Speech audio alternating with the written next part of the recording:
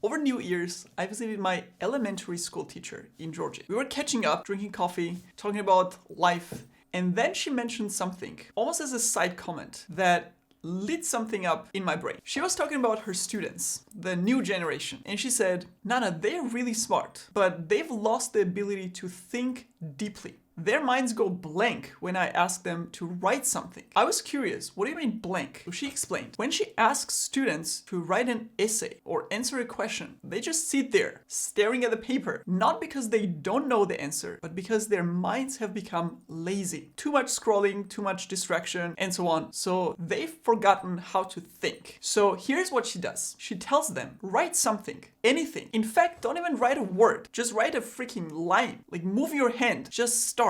And you know what happens? They start with a line, then a word, then a phrase, and suddenly the brain unlocks. Now, when she told me this, I almost dismissed it. It sounded too simple. But then I started thinking about my own work, my own life, and I realized this simple thing. This is the thing. This is the most powerful productivity principle I've ever encountered. And the best part is you can use it immediately, right after this video, for anything that you are procrastinating on, any habit that you're trying to build, any project that feels too big to start. So let me explain what this really is, why it works, and most importantly, how you can use it today. Because I like concepts that are simple and actionable, and this is definitely one of them. Here's what's actually happening psychologically. Our brains hate friction. When we look at a big task, writing a script, recording a video, learning something new, our brain sees a mountain. It sees effort, potential failure, hours of work. So it shuts down. It gives you that blank feeling my teacher was talking about. But here's the trick. Your brain can't tell the difference between starting for real or just testing. When you remove the pressure of perfection and just start, even if it's fake, even if you're going to throw that first version away, your brain shifts from resistance mode to momentum mode. It's like pushing a heavy object. The hardest part is getting it to move. But once it's rolling, even a little, it gets easier and easier because it's built the momentum. So the secret is not motivating yourself to do the whole thing. It's motivating yourself to do the first 10 minutes to just get the wheels moving. So let me show you exactly how I use this and my specific use cases. First one is for writing video scripts. I used to sit there staring at a blank Notion page, waiting for inspiration. But now, this is what I do.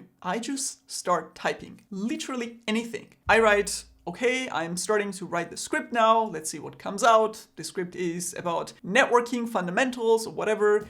So let me brainstorm here for a while. And I just keep going. That's literally what I write. It doesn't matter if it's garbage, which mostly it is at the beginning. But within 10 sentences, the creative juices start flowing. And suddenly I'm actually writing the script. And the quality goes up and up the more I write. And then I go back and remove the first part. But that first bad part was needed to get to the quality part. So I couldn't skip that. Now here's a really great hack that I use. When I need to write a script, I don't actually start writing a script. I start by opening Claude or ChatGPT and typing, write me a script with this input. And then I just dump my thoughts in there. Badly formatted ideas, half sentences, random bullet points. This is what I want to write about, and maybe I talk about this, and maybe talk about this, and don't forget to include this part right here. So it's messy, it's chaotic, but here's what happens. I'm essentially telling my brain, I'm just giving an AI a prompt. I'm not writing a script. So that removes the pressure because I don't have a pressure to write the script because I'm not actually writing it.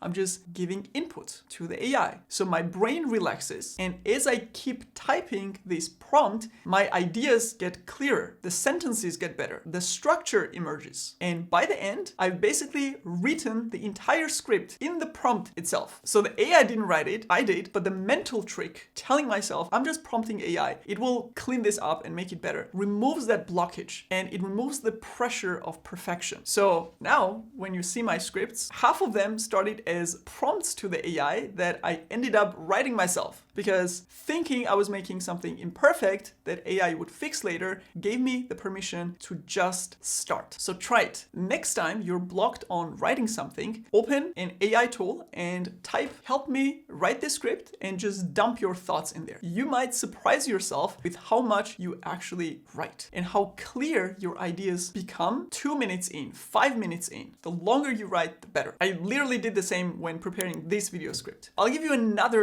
great example: recording on camera. Now, this is even worse for me. I literally sit there sometimes psychologically preparing myself for a 3-hour recording session. I batch them together because guess what? If I had just 3 one-hour sessions, I would be procrastinating 3 times instead of 1. Because it's always the first 10 minutes that's hard, no matter if it's followed by 1 hour or 3 hours. So this is what I do. I sit down and I just hit record and do nothing. I just fix my hair, I test the lighting. This is just a test run. I will delete that one, record for 1 minute, done. Then I hit record again. Another test. Maybe I say 1 sentence, delete that. But now I have momentum. Now my brain is warmed up. So the third time, that's the real recording and it flows much better. So that removes delay, the procrastination. And similar to this one is recording screen demos for my tech tutorials. This is my personal hell. When I'm recording technical tutorials, I know that things will break. No matter how much I prepare for it, the demos always break. There's always something going wrong. So I know that it will be 2 to 4 hours of stopping and restarting and fixing the demos while I'm recording. So I absolutely dread this sometimes. So again, I trick my brain. I just start the recording software and let it run. While it's recording, I start preparing my demo while talking out loud. Okay, let me check if this terminal command works,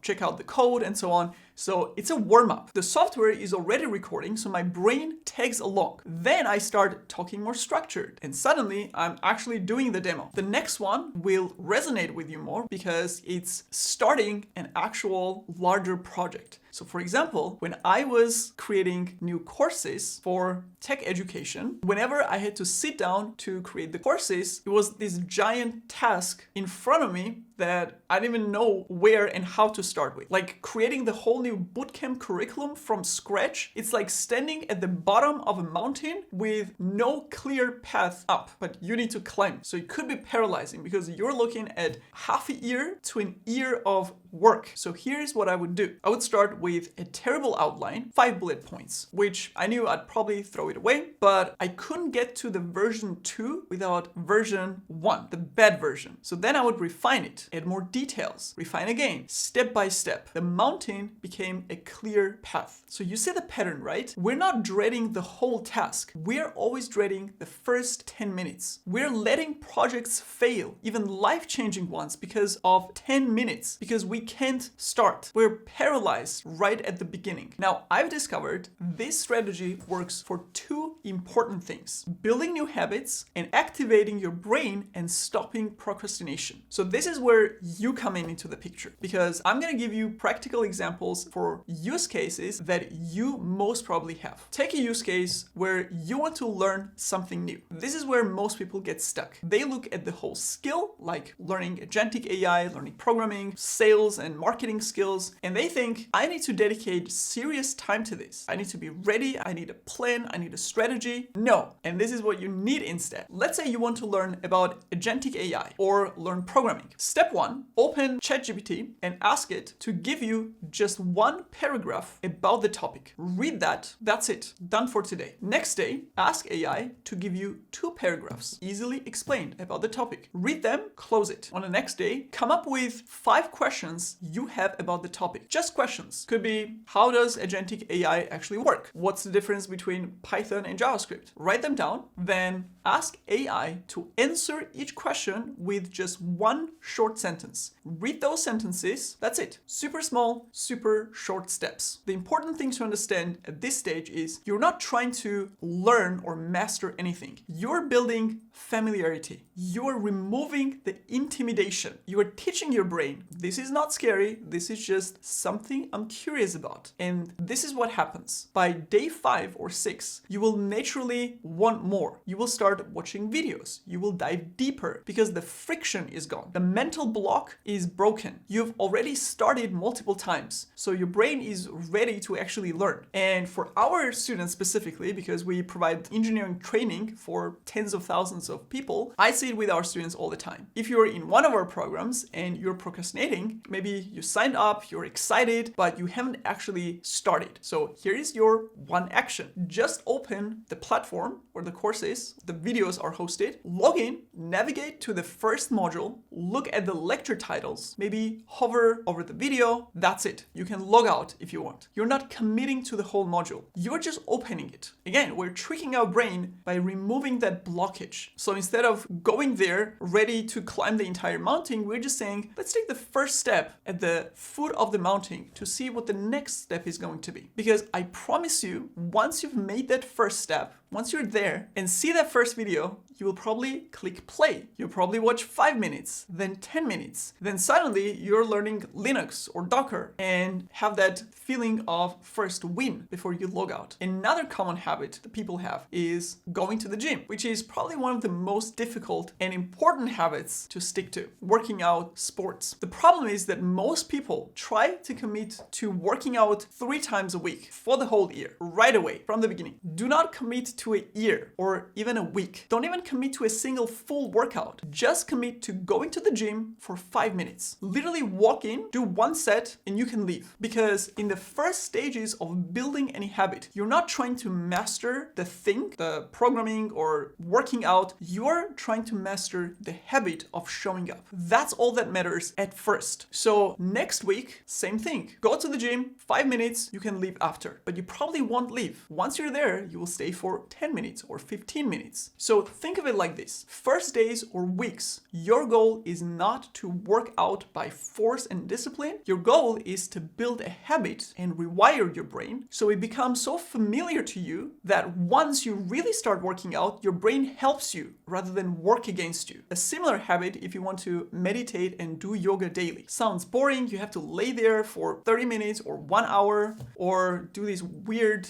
pauses. Again, don't even think about that. Just roll out the mat, sit on it, 1 breath, that's it. You can roll it back up. Tomorrow, do it again. Because remember, you're building the habit of showing up. Once you've built that, the practice comes naturally after. And the best part about this is that you can transfer this momentum to other tasks as well. So for example, if you start morning with a small win, let's say do 10 minutes of learning programming, then do 10 minutes of yoga, then do 10 minutes of social media content creation, or 10 minutes of reading business book, you stack up those small habit wins, you will see how your motivation increases after each one of those small wins and how those success feelings stack up. Now I have another example for you, and this is my personal favorite, deep work sessions. And what I mean by that is focusing on one task for 3 to 4 hours straight. No phone, no email, no switching tabs and distractions, just pure uninterrupted focus, mental focus on a single thing. For me, this is like working out your brain. And just like you can't go to the gym and lift heavy weights on day 1,